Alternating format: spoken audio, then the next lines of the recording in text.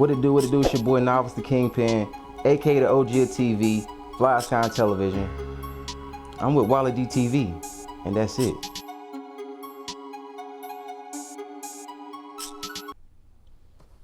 What's up, world? Welcome back to WallyDTV. We got my homeboy KingPen in the building. Yeah, what up?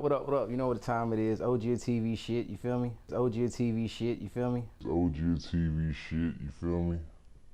Yeah, man.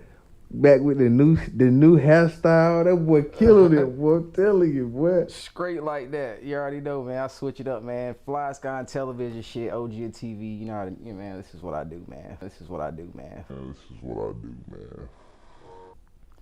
Yeah, well, first of all, I'm from Little Rock, Arkansas. You know what I'm saying? That's where I was born at. I was raised here in Raleigh, Knightdale area and shit.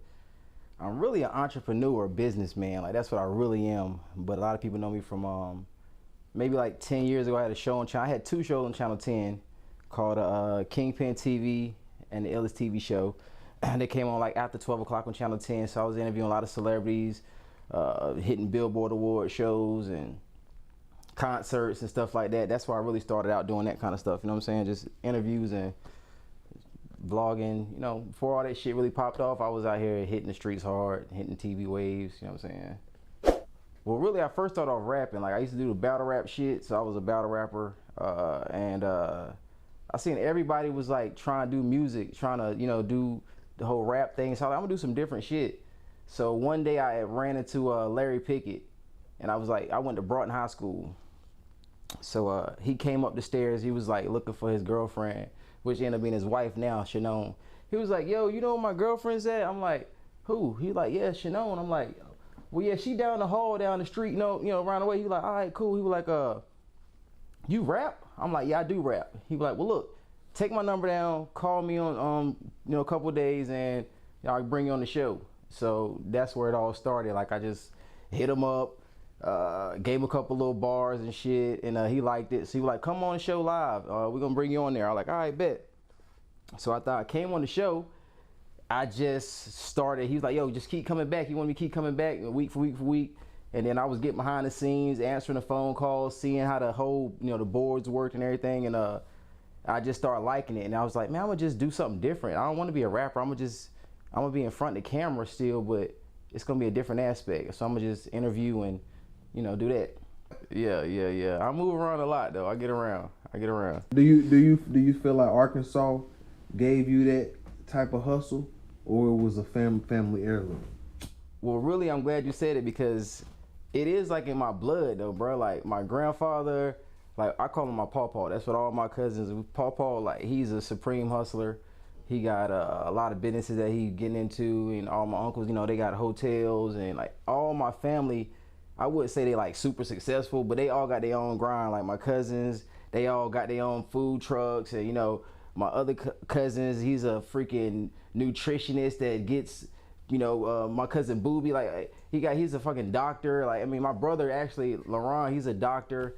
Shit, my aunts, they teachers, they work at the hospitals. My mom retired from the bank, you know what I'm saying? Like, shit. I mean, I can't think, everybody, my uncle got his own law firm, my uncle, my other cousin, I mean, everybody that in my family from my mom's side has a business, or they don't really work for nobody. So it's just in me, bro.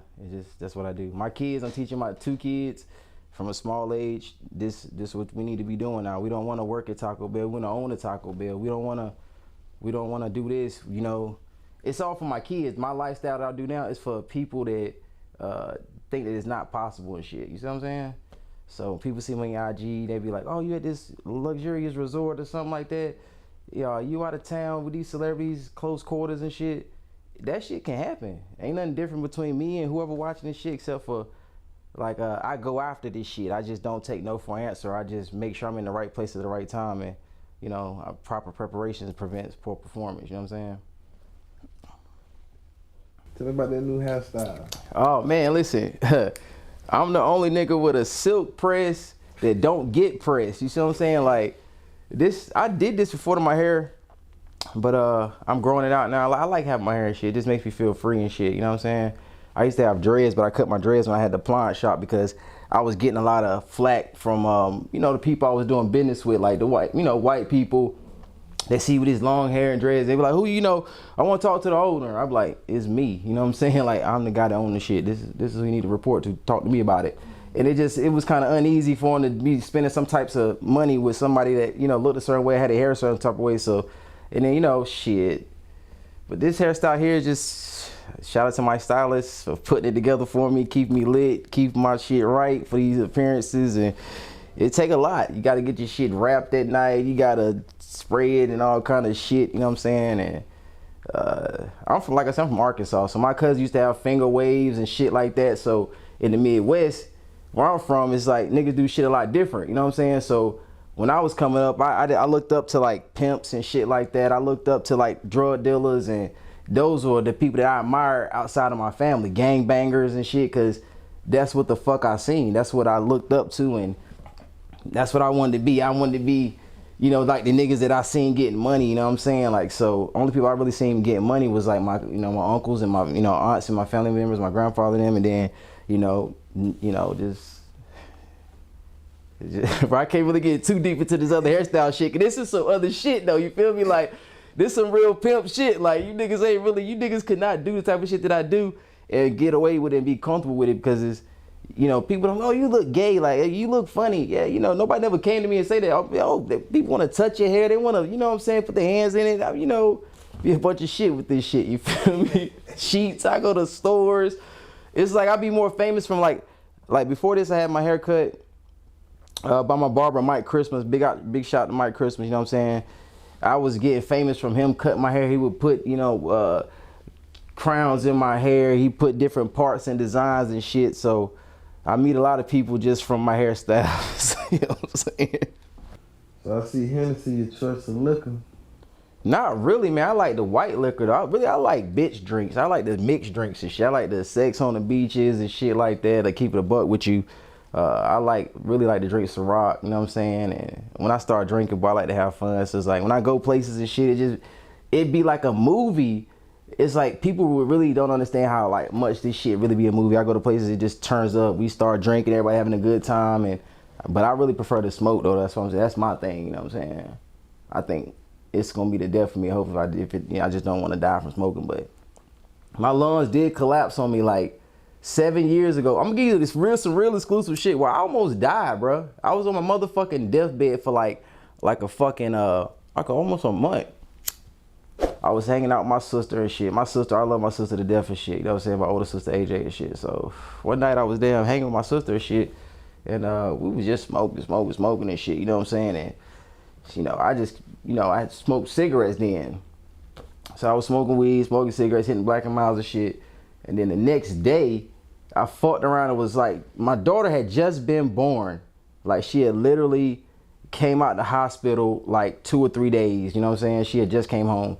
So I'm on the phone with my probation officer and shit, right? So I'm trying to pick my daughter up and shit. I was like, yo, what the fuck? Like, I was like having a hard time like lifting her up and shit. And I'm on the phone with the lady. I'm like, yeah, you know what I'm saying? Like, oh shit. I'm like, yo, let me call you back. Boom, drop the phone. And I'm like, y'all feel funny as hell, man. And I'm like, yo, I don't like, unless I'm really fucked up, I don't really like going to the hospital, bro. I feel like the hospitals, you die in the hospitals, bro. You go in the hospital, you don't come out. So I really felt like I needed to go to the hospital and shit. So I go to the hospital. I'm like, yeah, I'm feeling kind of crazy and shit. You know what I'm saying?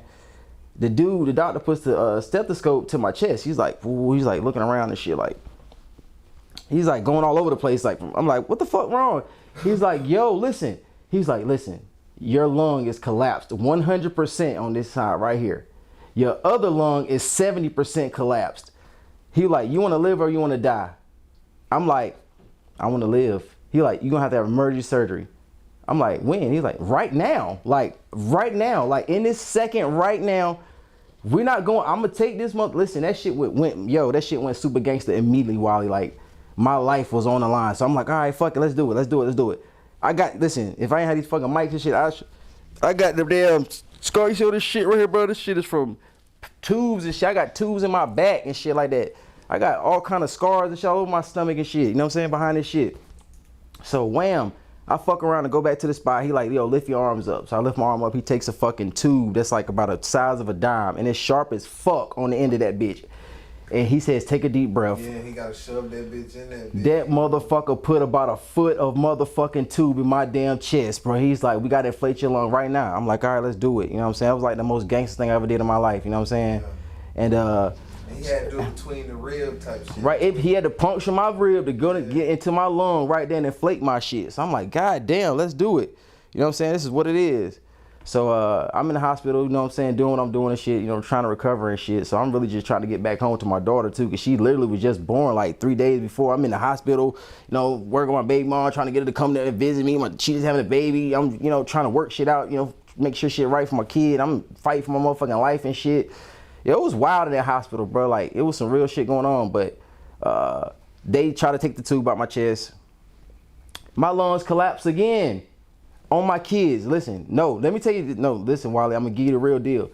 I'm in my motherfucking hospital bed laying up, like, they're like, yo, all right, we're gonna, you know, we about to, you know, your lungs are showing a little bit of process of working, you know what I'm saying? So, we're gonna try to take the tube out.